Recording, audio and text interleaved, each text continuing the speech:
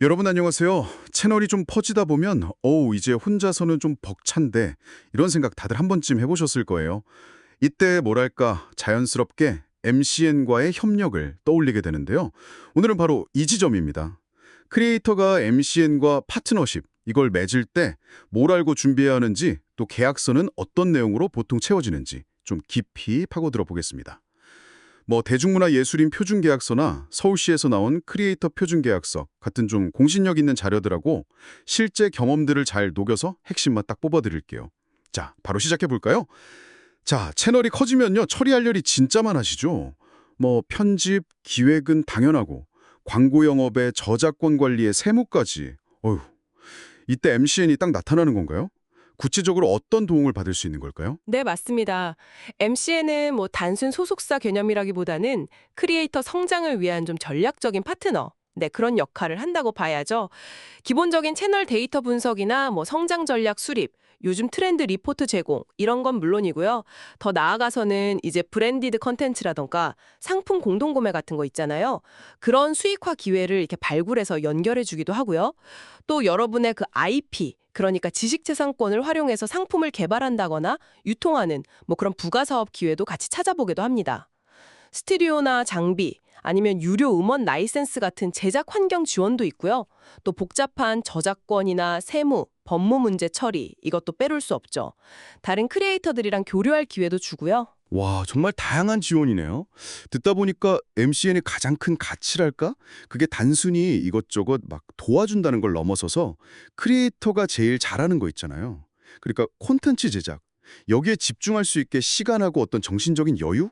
이걸 벌어주는 데 있는 것 같다는 생각이 드네요. 아, 정확합니다. 핵심이 바로 그거예요. 크리에이터가 컨텐츠 퀄리티 높이는 데 딱 집중할 수 있도록 다른 좀 복잡한 문제들을 MCN이 처리해 주는 거죠. 예를 들면 저작권 침해 경고 같은 거 받으면 혼자선 좀 당황스럽고 어떻게 해야 할지 어렵잖아요. 근데 MCN의 전문적인 도움을 받으면 훨씬 수월하게 해결하고 다시 컨텐츠 만드는 데 집중할 수 있게 되는 거죠. 아, 그런데요.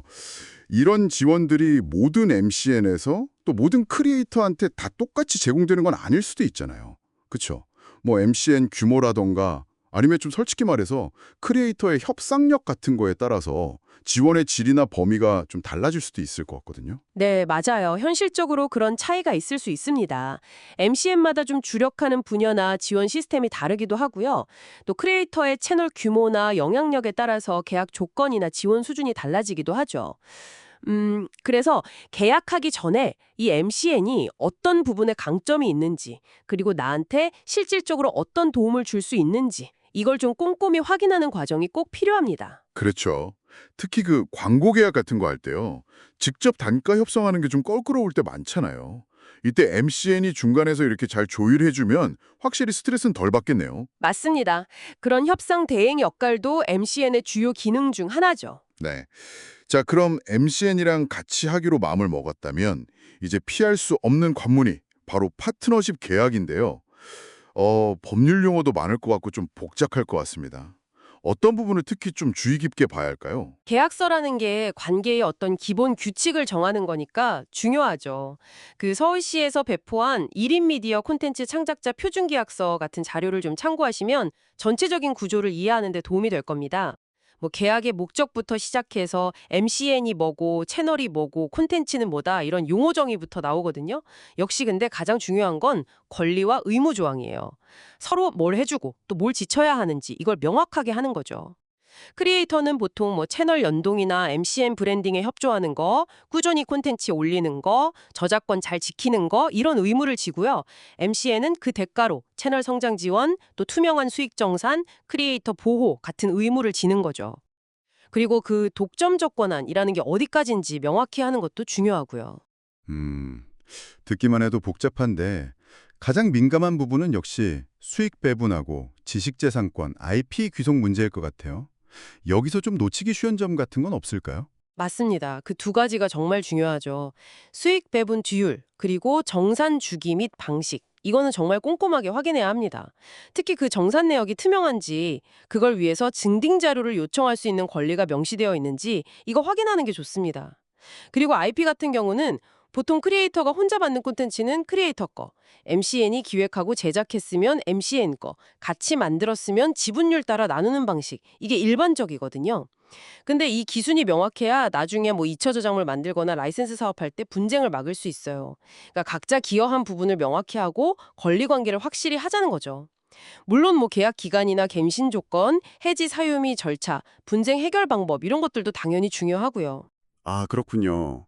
말씀해주신 그 대중문화예술인 표준계약서나 서울형 표준계약서가 확실히 어떤 기준점을 잡는 데는 도움이 되겠네요. 근데 이렇게 듣다 보니까 MCN이 정말 든든한 지원군 같다는 생각이 드는데요. 근데 또 주변 크리에이터들 이야기 들어보면요. MCN 들어갔다고 뭐 다 해결되는 건 아니더라. 뭐 이런 목소리도 있거든요. 이 부분은 어떻게 봐야 할까요? 그거 아주 중요한 그리고 현실적인 지적입니다. MCN은 분명히 강력한 성장 동력이 될 수 있어요. 하지만 뭐 성공행 티켓? 이건 절대 아닙니다. MCN 가입 자체가 곧 성공으로 이어지는 뭐랄까 자동 황법 장치 같은 건 아니라는 거죠. 네. 결국 가장 중요한 건 크리에이터 본인의 노력과 역량입니다. 이게 핵심이에요. 꾸준히 양질의 컨텐츠를 기획하고 만들면서 시청자랑 소통하고 채널을 키워나가려는 의지, 그리고 그걸 실행하는 능력. 이게 없다면 MCN이라는 로켓 부스터도 사실 제대로 힘을 발휘하기 어려워요. MCN은 조력자이지 모든 걸 대신해주는 해결사가 아니다. 이 점을 꼭 명심해야 합니다. 오늘 MCN 파트너십에 대해서 정말 깊이 알아봤습니다. MCN은 잘 활용하면 분명 큰 힘이 될 수 있겠지만 계약 조건은 정말 꼼꼼히 따져봐야 하고요. 그리고 무엇보다 내 채널 성장의 열쇠는 결국 나 자신의 노력에 달려 있다. 이 점을 꼭 기억해야겠네요.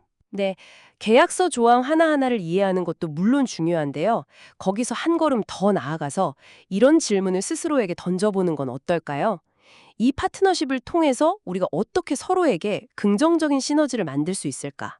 그리고 계약서라는 문서 너머에 신뢰와 존중을 어떻게 쌓아갈 수 있을까? 아마 이 고민이야말로 정말 건강하고 또 지속 가능한 협력 관계를 만드는 진정한 출발점이 되지 않을까 싶습니다. 오늘 심층 분석은 여기까지입니다.